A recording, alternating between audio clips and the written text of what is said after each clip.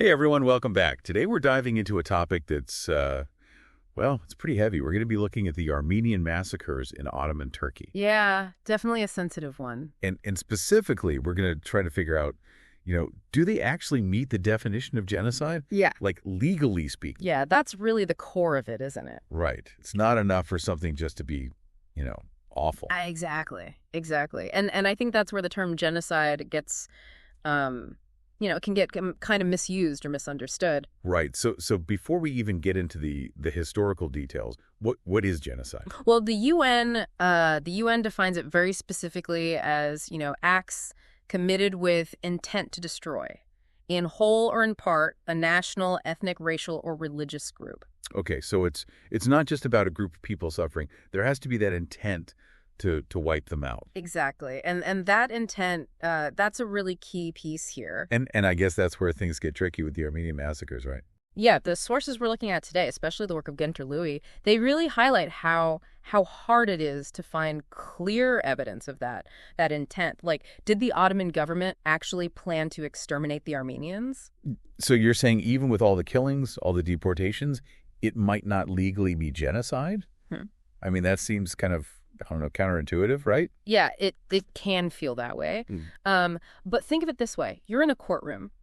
To convict someone of genocide, you need proof, like rock solid proof that they meant to commit the crime, So like a signed confession or something. Yeah, or a detailed plan, maybe communication that clearly shows the goal was extermination. So like a smoking gun. Exactly, that smoking gun. And that's what Louis argues is missing. In his book, Armenian Massacres, right? Armenian Massacres. Critique, yeah.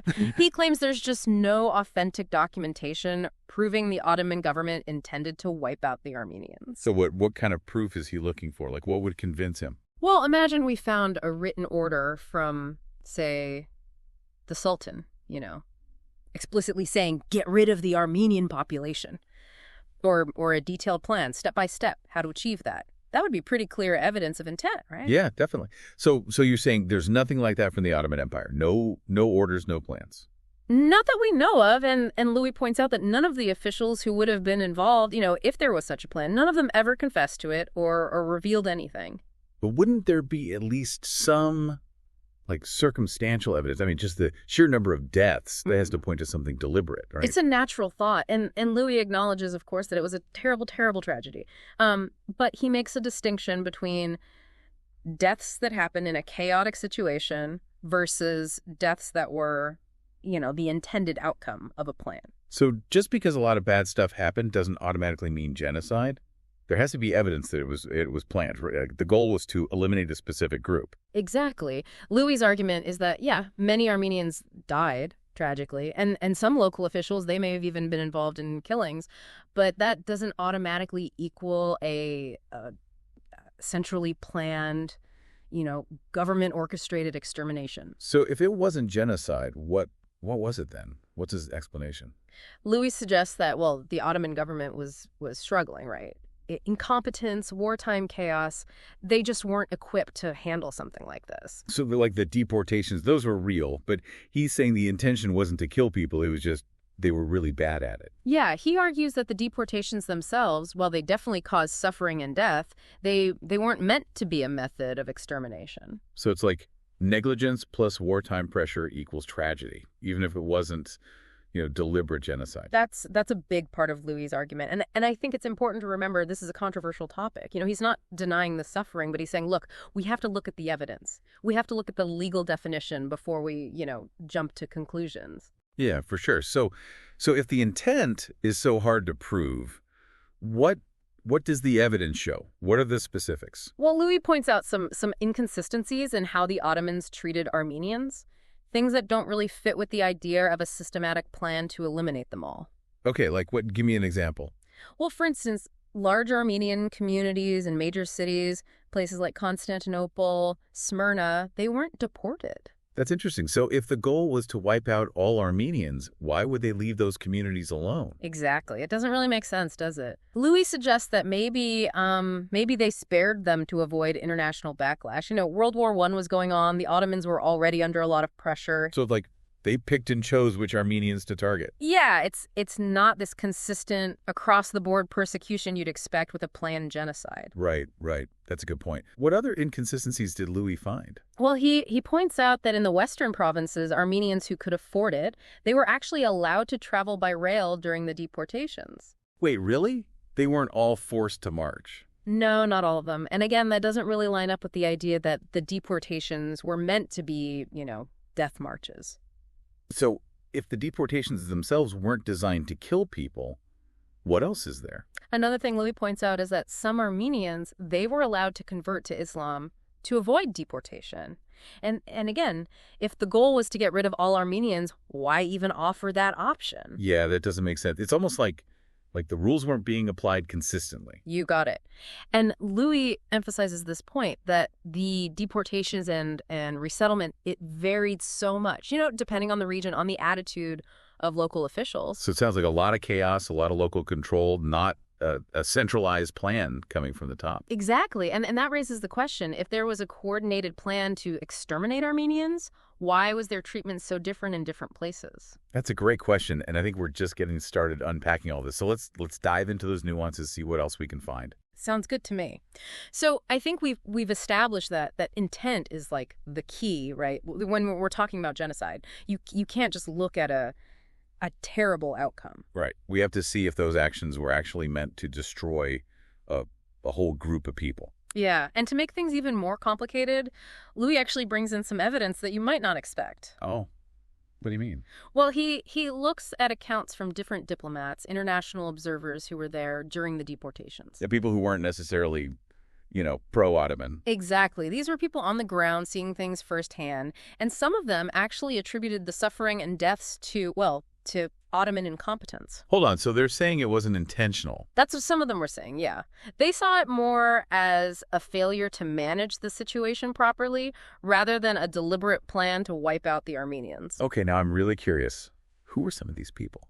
Well, Louis quotes Consul Leslie Davis, for example. He was stationed in Harput during the deportations. What did he say? He reported that the whole thing was just horribly mismanaged.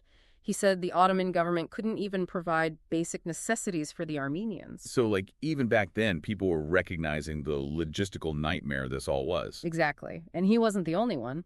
Louis also talks about Consul Jesse B. Jackson. He was stationed in Aleppo. Okay. And did he see similar things? Very similar.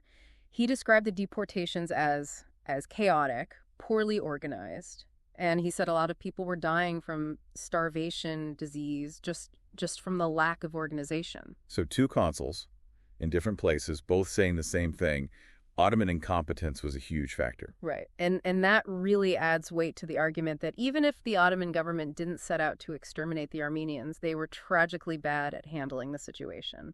It's almost like they created the conditions where mass suffering was inevitable, even if it wasn't the actual goal. It's a disturbing thought, but it also shows why it's so important to look at all the evidence, to consider different explanations, not just jump to one conclusion. For sure. So besides the consuls, did Louis find any other firsthand accounts that kind of supported this idea? Yeah, he does. There's a really striking one from an American journalist, George Schreiner. He was observing the deportations in the Taurus Mountains. Oh, wow. That must have been difficult to witness. It was. He saw some really terrible things, especially, the women, children, elderly. They suffered the most. And did he think it was intentional, this suffering? That's the interesting part. Even after seeing all that, Schreiner concluded that Turkish ineptness, more than intentional brutality, was to blame. Wow. Turkish ineptness. Yeah. That's a pretty powerful statement coming from someone who was actually there. It is, and it really challenges that narrative of deliberate cruelty, doesn't it? He's pointing to a systemic failure. Yeah, for sure. Okay, so we've got the consuls, we've got Schreiner. Anyone else? Ludi actually even brings in an Ottoman official, the governor of Diyarbakir Rezid Bey. Wait, an Ottoman official? Yeah. Shortly before he committed suicide in 1919, he wrote a memoir. And in that memoir, he argued that the Ottoman state was so disorganized that an orderly deportation of the Armenians was just impossible. So even someone within the Ottoman system was acknowledging these deep-rooted problems. Exactly. It wasn't just outsiders criticizing. And to support this even further, Louis also includes a memorandum on the Armenian question written by von Husch, a German embassy official. Okay, what did he have to say? Pretty much the same thing we've been talking about. Lack of preparation, inability to provide food and protection for the deportees, just overall chaos. It seems like everyone, from all sides, was picking up on this theme of incompetence. That's right. And again, it comes back to that legal definition of genocide, proving intent. But I'm sure some people would still argue that, well, intent or not, hundreds of thousands of Armenians died. Incompetence on that scale is just as bad. Yeah, and Louis acknowledges that. He says the Ottoman government was definitely responsible for the consequences of the deportations, but he makes a distinction. Okay, a distinction between what? Between failing to prevent mass suffering and actually causing it with the specific goal of wiping out a population. So even if the outcomes were horrific, there's a difference between negligence and deliberate genocide. Exactly. And that difference lies in the evidence of intent, or the lack of it. Okay, I think I'm starting to understand Louis' argument better now, but I still have a lot of questions. That's understandable. These are complicated issues. Like, if we accept that this might not have been genocide, then what was it? How do we even categorize something like this? That's the big question, isn't it? And it's something historians are still debating. Louis suggests that maybe it's better understood as a tragic result of wartime policies, bureaucratic incompetence, ethnic tensions that spiraled out of control. So it's not about letting anyone off the hook, but about finding a more accurate way to describe what happened, one that considers all the complexities. Exactly. And it's about recognizing that even without a plan to exterminate, the suffering of the Armenians was very real. Absolutely. No matter how you label it, the human cost was immense. No question about it. And it reminds us that history is rarely simple. We need to be willing to look at the gray areas, to consider different points of view. Yeah, to be open to new evidence, new interpretations. Right. And to remember that history isn't just about the past. It's about understanding ourselves, how we got here and what we can learn from it. That's a great point. And I think it's a perfect segue into our final part of this deep dive, where we can maybe explore some of those broader implications. As we've been going through all this, I keep thinking about that question of how we label an event like this, especially when, that intent is so hard to pin down. Yeah, it's a question that a lot of people struggle with, not just historians. Anyone who's, trying to make sense of these really dark parts of history. And like we've been talking about, the UN definition of genocide, with that focus on intent, it's so important. Right, because, we can all agree that terrible things happen, but to actually call it genocide, legally speaking, you have to prove that it was done with the goal of wiping out a specific group. Exactly. It's not about minimizing the suffering or the loss of life. It's about having this clear way to understand what happened, what makes these atrocities different. Okay, so can you remind us again, what are the key parts of that UN definition? Why is it so important? Sure. So the UN defines genocide as acts committed with the intent to destroy, in whole or in part, a national, ethnic, racial, or religious group. So that means to classify something as genocide, you have to show that it was done deliberately to eliminate that group. So it's not enough to just show that a lot of people from a certain group died. You have to prove that those deaths were part of a systematic plan. That's it. And that's why the Armenian massacres are so complicated. Like we've been saying, the evidence for that intent, it's just not clear cut. There's no document that says, okay, here's the plan to exterminate the Armenians. And that's why Louis says that, while the Ottoman government was responsible for the deportations, for all the suffering that came with that, it might not actually be genocide. Yeah. His argument really hinges on that idea that while they were negligent, they were incompetent, they didn't necessarily intend to use those deportations as a way to kill people. I'm really seeing how crucial that definition is. It's not just some academic thing. It's the basis for understanding these events on a legal and ethical level. It's essential. It helps us to have a real discussion, not just an emotional reaction. Something I've been thinking about is we've been focusing a lot on Louis' argument, but I know a lot of people, especially in the Armenian community, they believe this was genocide. How do we reconcile those different views? That's a really good point. And I think it highlights how important it is to be empathetic, to be respectful when we talk about these sensitive topics. It's not about trying to convince everyone to agree with one side or the other. Right. It's more about acknowledging the pain, the suffering, and trying to understand the complexities. Exactly. It's about remembering that history it's an ongoing conversation. New evidence can come up, new interpretations, and our understanding can change over time. We're not trying to have the final word. We're just trying to have a thoughtful discussion, you know? Absolutely. And I think that's what we've tried to do here. Look at the evidence, look at different perspectives, really acknowledge how complex this all is. We've covered a lot today, that's for sure. Yeah. But before we wrap up, is there anything else you'd want our listeners to think about as they, learn more about this, try to grapple with these questions?